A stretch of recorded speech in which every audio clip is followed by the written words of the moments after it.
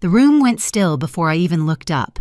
A chair scraped, a fork dropped, and then my grandfather's voice cut straight through the noise. "You've been getting disability payments for years."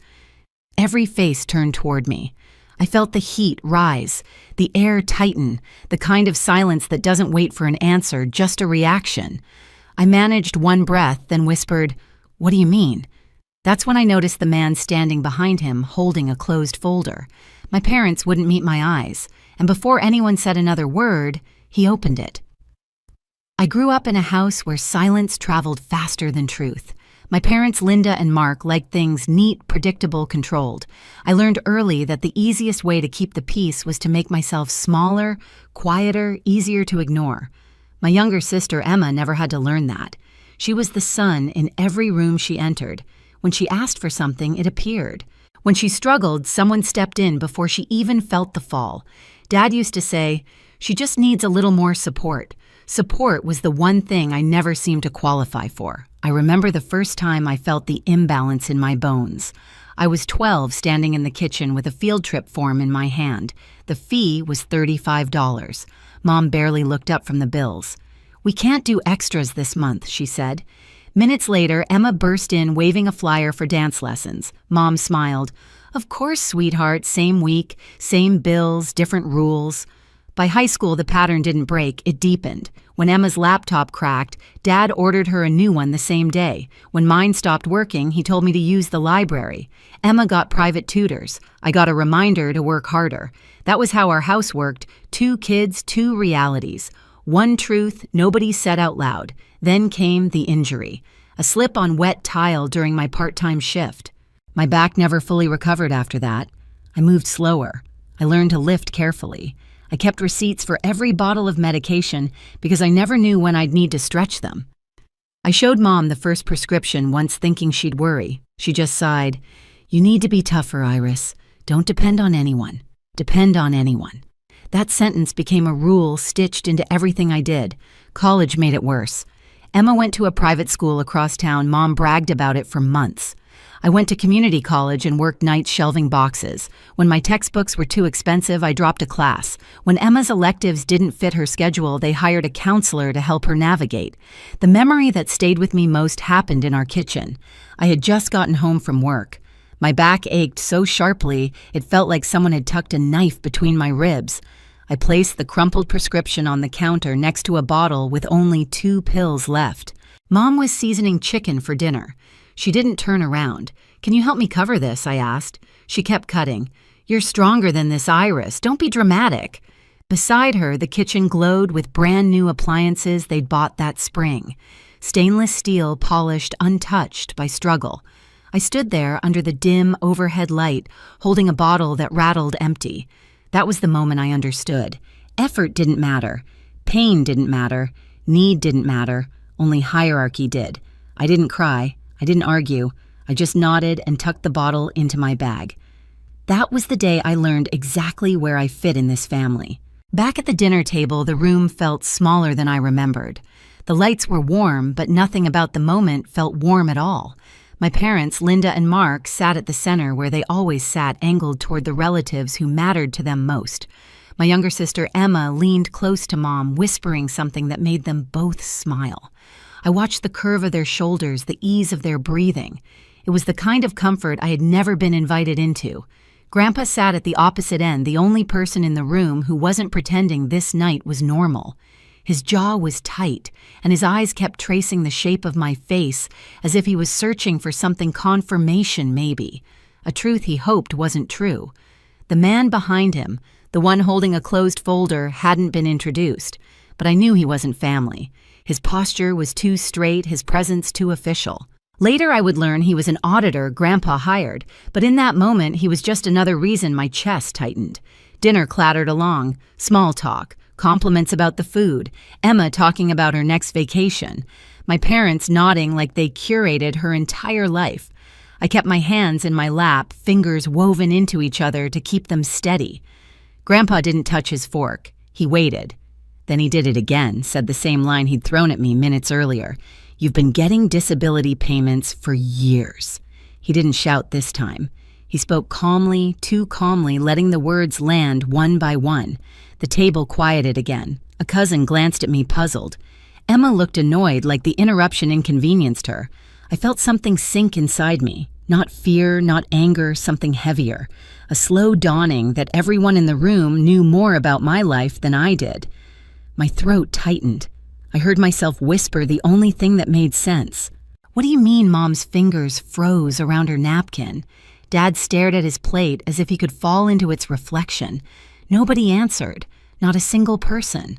The man with the folder took one small step forward, and for the first time all night, I understood, whatever this was, it wasn't a mistake. I excused myself before anyone could speak. No one tried to stop me. That was the strange part. You would think a daughter walking away from a table full of extended family after being accused of receiving benefits she'd never seen would cause at least one voice to rise. But nothing followed me except the dull hum of conversation, restarting the way people do when they want to pretend a scene didn't happen.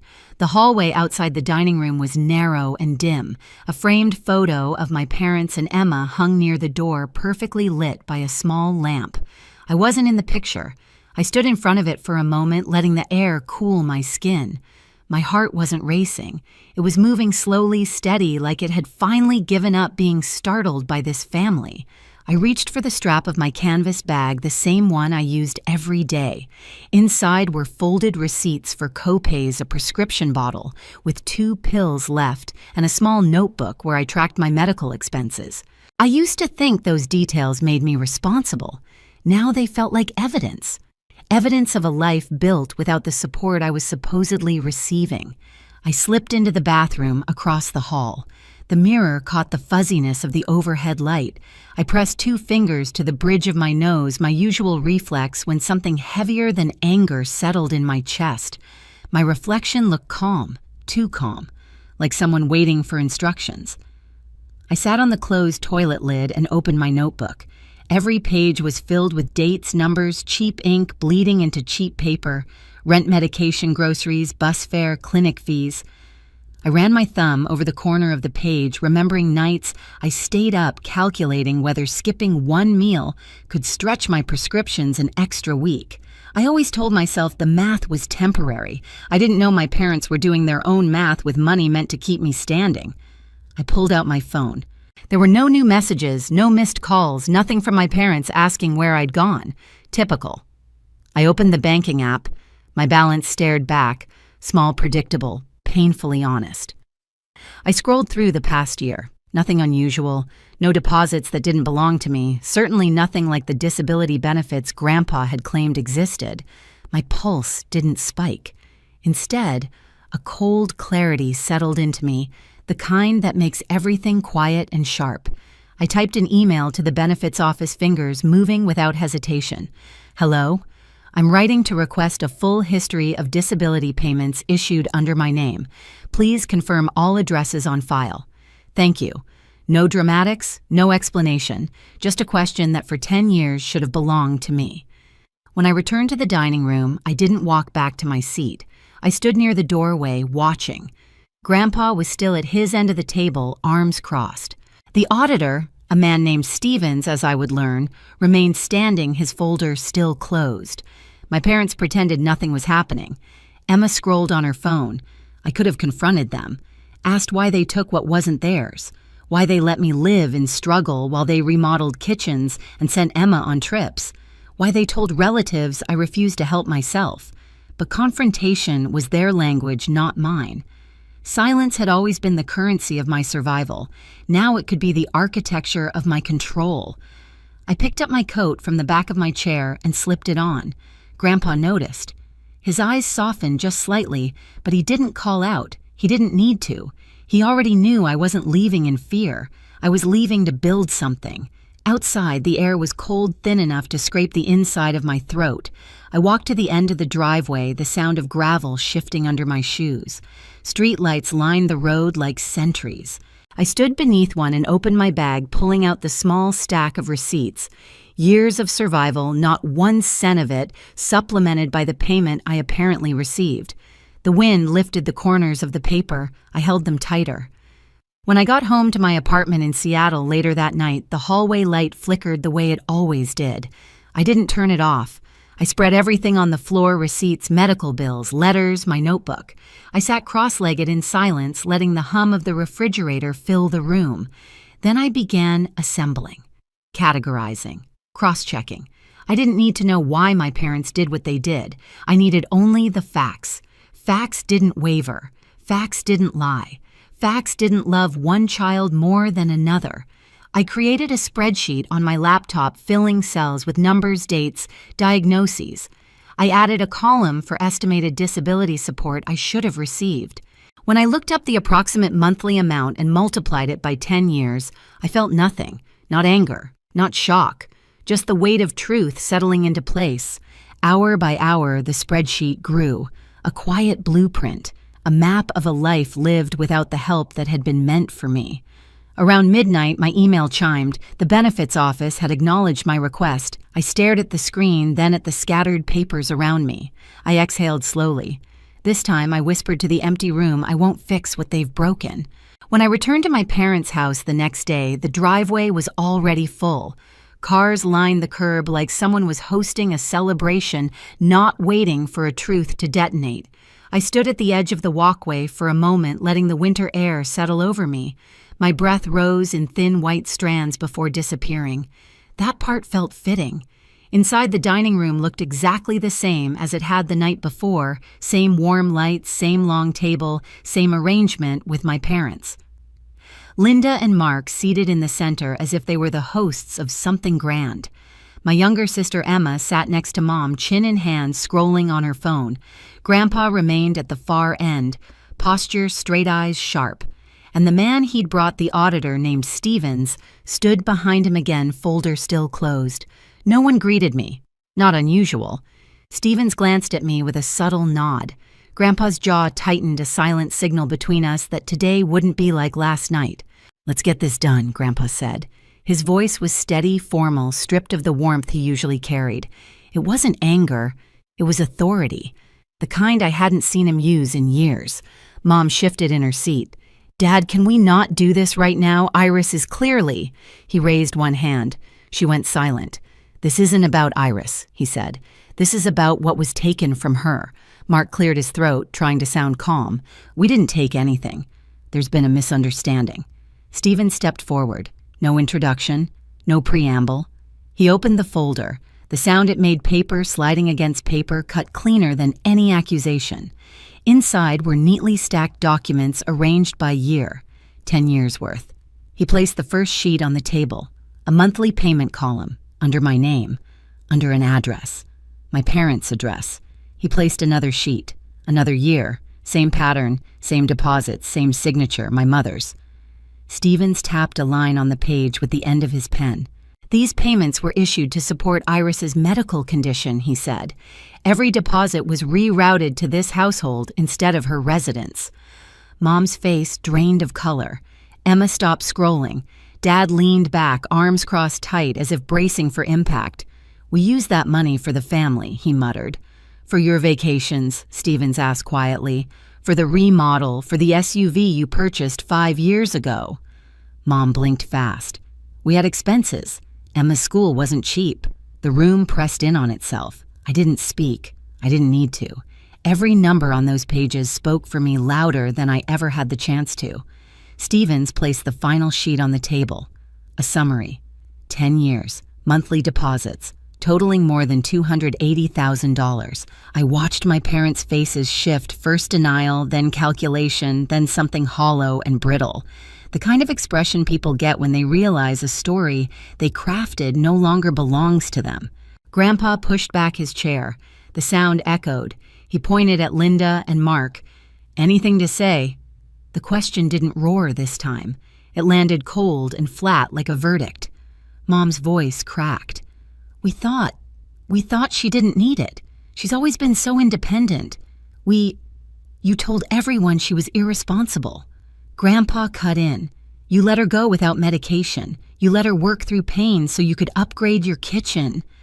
Dad looked at me, his eyes darting between fear and something like shame. We were going to tell you eventually, when Grandpa asked. After 10 more years, silence filled the room. The kind of silence that doesn't ease, it tightens. I stood still, hands folded loosely in front of me. My canvas bag hung at my side. I felt strangely weightless. Not vindicated, not triumphant, just present. Here finally in a moment that wasn't built on anyone else's narrative. Stevens closed the folder. The accounts linked to these deposits will be frozen pending investigation. Iris will be contacted directly regarding restitution. Mom's breath hitched a small, sharp sound. Dad's shoulders slumped. Grandpa turned to me.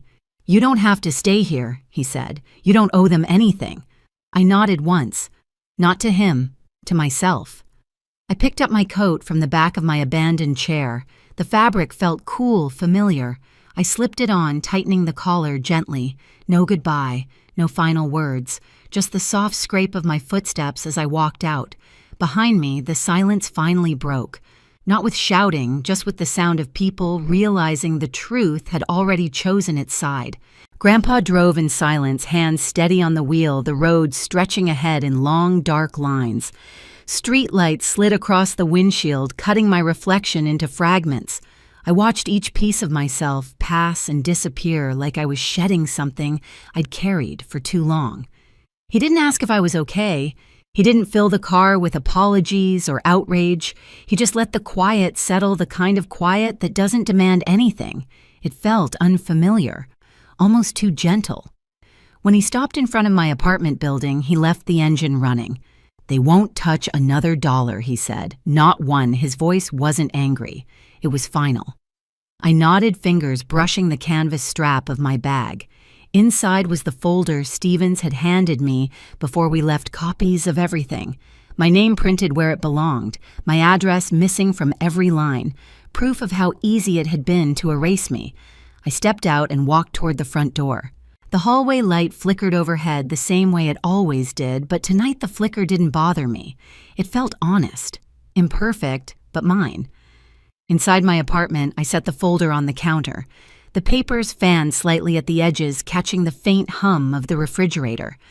I thought of the kitchen I grew up in, the polished appliances, the bright lights, the empty bottle of medication hidden in my bag. I stood there, breathing slow, letting the memory drift without cutting.